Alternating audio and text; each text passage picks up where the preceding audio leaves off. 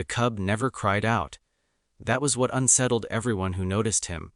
On outpost K-47, silence usually meant danger had already passed, or that something was too broken to fight anymore.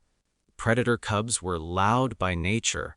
They hissed, growled, shrieked when frightened or hurt. Pain was a language in their species, a signal that brought the pack running.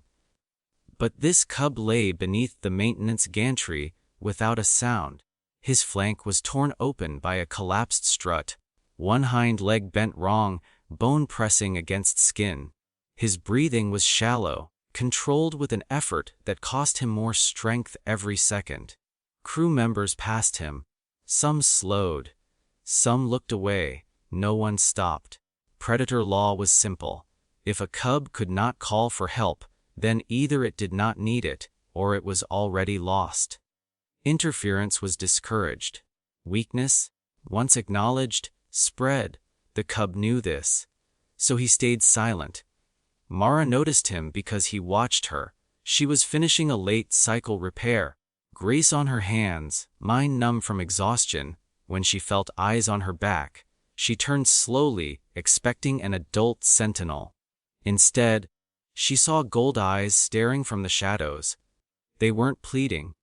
They were steady. She approached carefully. Up close, the damage was worse than she'd feared. Blood had crusted dark along his hide. The smell of iron hung heavy. "You should be screaming," she whispered. The cub's jaw tightened. A muscle jumped along his neck. But he made no sound. Mara swallowed.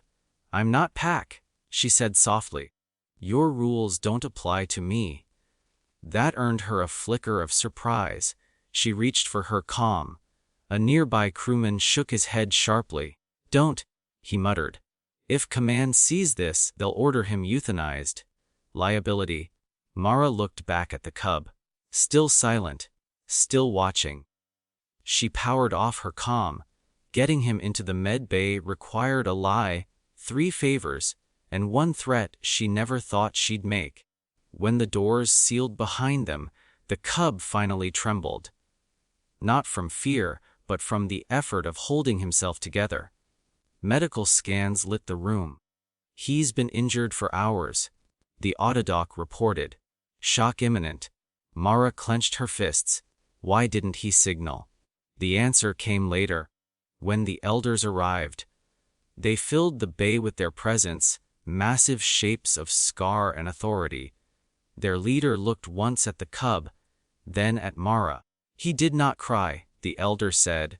"No," Mara replied. "He didn't. That means he accepted the outcome." Mara's voice shook despite herself. "He accepted dying alone." The elder's gaze hardened.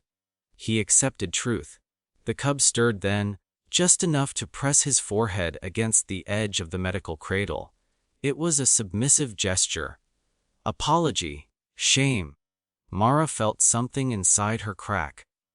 "You taught him that silence was strength," she said. "All you taught him was how to disappear." The med bay went very still. The elder stepped closer, towering over her. "Humans do not speak to us of law." Mara didn't move. "Humans break laws when they're wrong." The cub made a sound then, barely audible, a thin, broken exhale that scraped his throat raw. Every head snapped toward him. It wasn't a cry. It was a failure. He had broken silence. The elder recoiled as if struck. Shame rippled through the room like a shockwave. The cub's eyes squeezed shut. He waited for rejection, for punishment, for the cold certainty of being cast out. It never came. Mara stepped forward instead. She placed her hand over his chest, felt the rapid, uneven heartbeat beneath her palm. "You did good," she said fiercely. "You held on longer than anyone should have to." The elder spoke slowly. He showed weakness. Mara looked up, eyes burning. No, he showed trust. The procedures took hours. Bones reset, tissue repaired, blood replaced. Through it all, the cub never cried again. He shook, he gasped. But he endured in silence, eyes locked on Mara, as if she were an anchor in a storm. When it was over, he slept, deep, unconscious, safe. The clan gathered outside the med bay. Arguments erupted. Ancient beliefs clashed with undeniable evidence. The cub had survived, not because he was strong, but because someone had answered the silence. When he woke, he expected emptiness. Instead, he found warmth. Mara sat beside him, asleep in a chair, head resting against the bed. Her hands still covered his, fingers curled protectively around his claws. He tried to pull away. Pain flared. A soft sound escaped him before he could stop it. Mara woke instantly. "Hey," she whispered. "Easy. You're okay." He stared at her, confused. No punishment came. No disgust, only concern. Slowly, cautiously, he leaned into her touch. Outside, the elders watched through the glass. The leader lowered his head, not in dominance, but in contemplation. He did not cry, the elder said. Yet he was heard. The words spread through the clan. Silence was no longer proof of strength. Endurance was no longer measured by suffering alone. When the cub finally returned to the pack, he walked differently, not stronger, not faster, but unafraid to be seen. Other cubs noticed, so did the adults.